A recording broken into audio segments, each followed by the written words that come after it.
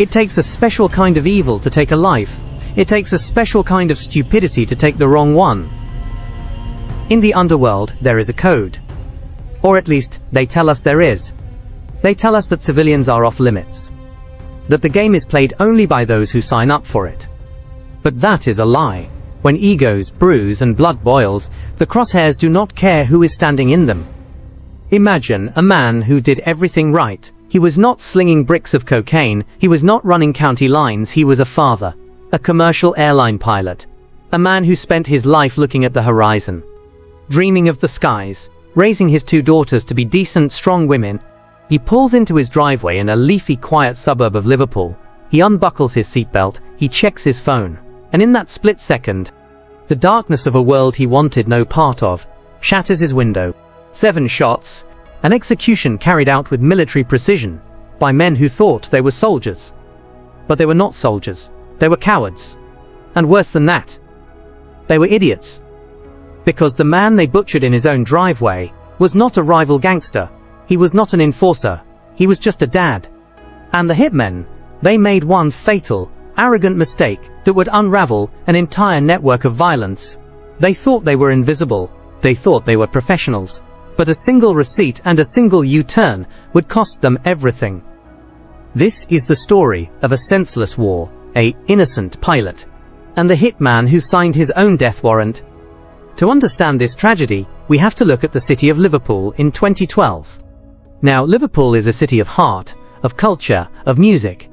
But beneath the surface, specifically in the criminal underworld, there are fault lines. Ancient feuds between families that go back decades. Territory, pride, respect. In the center of this particular storm, there was a feud simmering. It involved high-level figures in the Liverpool underworld. Men who dealt in violence as a currency, but Jason Osu was not one of them. Jason was 31 years old. He was a success story. In a community where it is easy to fall into the wrong crowd, Jason had his eyes on the clouds. He had trained for years to become a commercial pilot. He was intelligent, disciplined, and kind. He was the kind of guy who, if you met him, you would think, this guy has his life sorted. He lived in Beauclair Drive in Wavertree. It is a nice area, it is the kind of place where you raise a family. And that is exactly what he was doing. He was a devoted father to 2 young children. His life revolved around flight logs and school runs. But Jason had a problem he could not control. His last name. Jason was the brother of Mark Osu. Mark was a man well known to the police and the underworld. Mark had enemies. Dangerous enemies. And in the twisted logic of gangland warfare, when you can't touch the king, you go after the prince. Even if the prince is a civilian, even if the prince has never held a gun in his life. Enter Paul Croxton. If Jason Osu was the light, Paul Croxton was the dark. Croxton was 21 years old. But he was already deep in the filth. He was not just a street thug. He was a gun for hire, a man who prided himself on being a fixer for the city's gangs. Croxton did not operate alone. He had a circle of associates, including Thomas White and George Bromley. They viewed themselves as untouchable. They drove around Liverpool in stolen cars, armed with handguns, acting like they owned the postcode. But Croxton had a fatal flaw. It was not his aim. His aim was deadly. It was his arrogance. He believed he was smarter than the police. He believed he was smarter than the surveillance state. He treated assassination like a video game, something you could pause and restart if you messed up.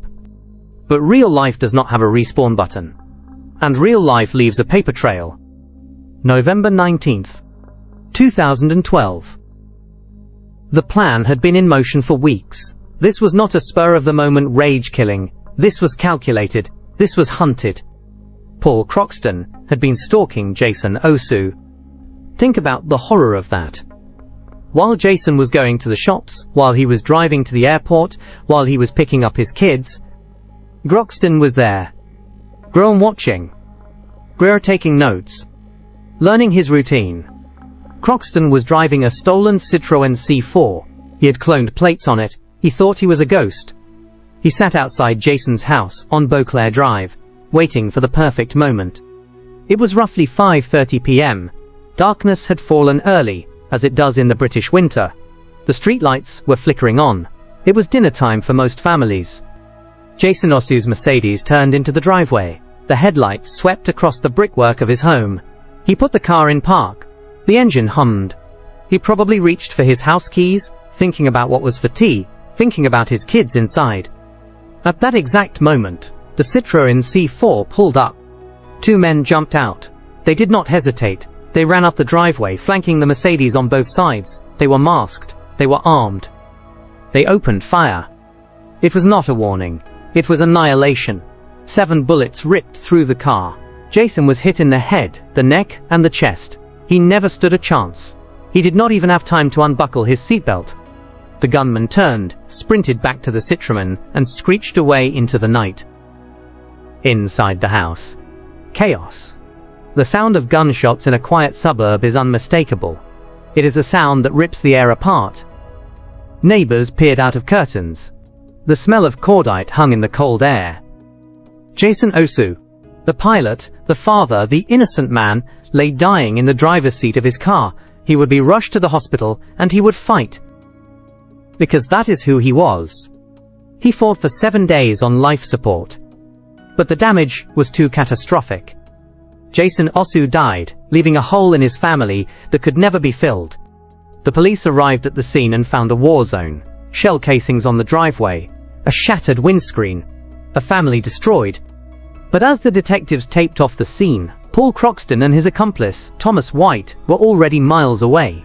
They were running through their cleanup protocol. This is where the professionals separate themselves from the amateurs. A professional destroys the evidence and disappears. Croxton thought he was a professional. He drove the getaway car to a quiet, dark location in breathless haste. They doused the Citroën in petrol. They struck a match. Whoosh! The car went up in flames. The DNA, the fingerprints, the fibers, all being consumed by the fire. It was the perfect escape. Or so they thought. In every perfect crime, there is a loose thread. Usually, it is something small. A hair. A drop of blood. A witness. In the case of Paul Croxton, it was not just a loose thread. He practically knitted a jumper for the police. Mistake number 1, the taxi. After torching the Citroën, Croxton needed to leave the area. He did not walk. He did not have a clean car waiting. He called a taxi. But he did not just call a taxi to take him home. That would be suspicious. No, Croxton's arrogance made him do something inexplicable. You see, when you burn a car, you have to be sure it burns. You need the fire to reach the VIN number, the chassis, every inch of the interior. Croxton was paranoid. As he was being driven away in the taxi, he started to worry. Did it burn enough?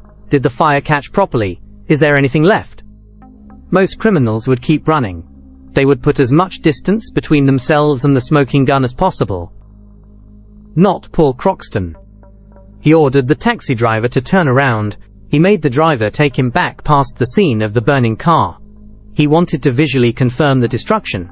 He wanted to admire his handiwork. Imagine that.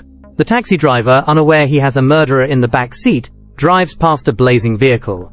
The passenger looks out the window, nods, and says, "Okay, let us go." This trip was logged. Taxi GPS data is relentless. It showed the pickup near the burn site, the loop back to the fire, and the drop-off near Croxton's home. But that was not the only mistake. That was just the appetizer. The main course was the unexpected resilience of the Citroën C4. Mistake number 2, the fire did not work. Croxton thought petrol was a magic eraser. It is not. The fire department arrived quickly. They doused the flames before the car was a total skeleton. When forensic teams pulled the wreck apart, they found a treasure trove.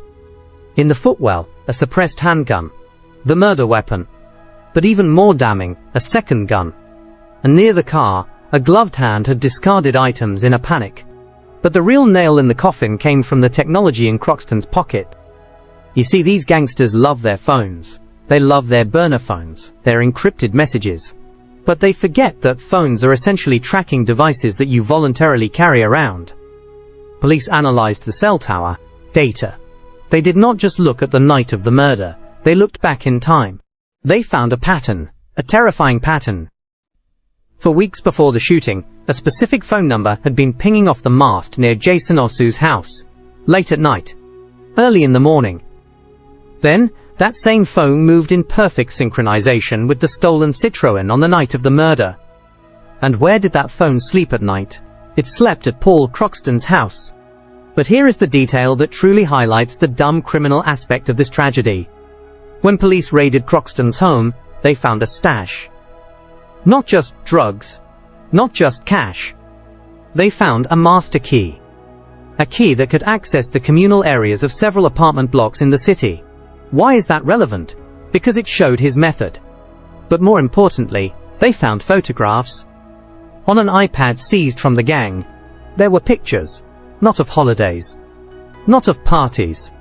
There were aerial satellite photos of Beauclair Drive. Zoomed in. Highlighted.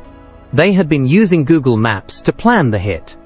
And they had not deleted the search history. They had not wiped the cache. They had essentially left a digital sticky note saying, "Here is where we are going to kill Jason Osu." The police realized they were not dealing with a mastermind. They were dealing with a thug who watched too many movies, but did not understand how forensics worked. The investigation, named Operation Kanza, began to tighten the net. They had the car, they had the gun, they had the taxi ride, they had the phone data. But they needed to prove motive. And that was the saddest part of all. They could not find one. They looked into Jason's life, they tore it apart. They looked for hidden debts, secret affairs, drug habits. They found nothing. Jason Osu was squeaky clean. The motive was simply proximity. The police realized that Croxton had been hired to hurt the Osu family. And because Mark Osu was a hard target, likely paranoid, likely armed, likely in hiding, they went for the soft target. They went for the civilian. It was a proxy war. Jason was collateral damage in a feud he had ignored his entire life. The trial at Liverpool Crown Court was tense. Security was high. Paul Croxton, Thomas White, and George Bromley stood in the dock. Croxton tried to play the tough guy. He denied everything. He claimed the phone was not his. He claimed the taxi ride was a coincidence. He claimed the DNA was planted. But the jury was not stupid. The prosecutor laid it out. The obsession with the Osu family. The reconnaissance. The burnt car that did not burn. The taxi ride of shame. The guns found in the footwell. It took the jury a while to deliberate, not because the evidence was weak, but because the crime was so senseless. It was hard to believe that someone could be executed for so little reason. But the verdict came back, guilty. Paul Croxton, the hitman who shot the wrong dad, was convicted of the murder of Jason Osu. He was also convicted of the attempted murder of another man, Darren Alcock, a separate incident where Croxton had tried to shoot a rival, missed, and was chased off by the victim in a scene straight out of a comedy sketch, if it was not so deadly serious. Thomas White was also found guilty of murder. The judge did not hold back. He called it a cowardly ambush. He spoke of the devastation left behind for Jason's children. Paul Croxton was sentenced to life imprisonment with a minimum term of 30 years. Thomas White received life with a minimum of 32 years. George Bromley was cleared of murder but convicted of being the gang element behind the scenes. As they were led away, the reality set in. 30 years. Jason Osu is gone forever. His children grow up without a father. And for what? For a badge of honor in a gang that does not care about you? For a few £1,000s? Paul Croxton sits in a cell today. He has decades to think about that taxi ride. He has decades to think about the U-turn he ordered. He has decades to think about the fact that he killed an innocent man. A pilot who flew above the world that Croxton was desperately trying to control from the gutter. It was a senseless war, a brutal execution, and a capture made possible because a killer could not resist taking one last look at his own mistake. The streets of Liverpool are safer without them, but the skies are emptier without Jason Osu. This case is a reminder that in the world of organized crime, there is no honor, there is no code, there is only incompetence and cruelty. If you found this case shocking, make sure you are subscribed. We dig into the files the others ignore. We find the mistakes, the twists, and the tragedies that define the UK underworld. Click the video on screen now to see another gang who thought they were untouchable until they made one tiny silly mistake. Stay safe.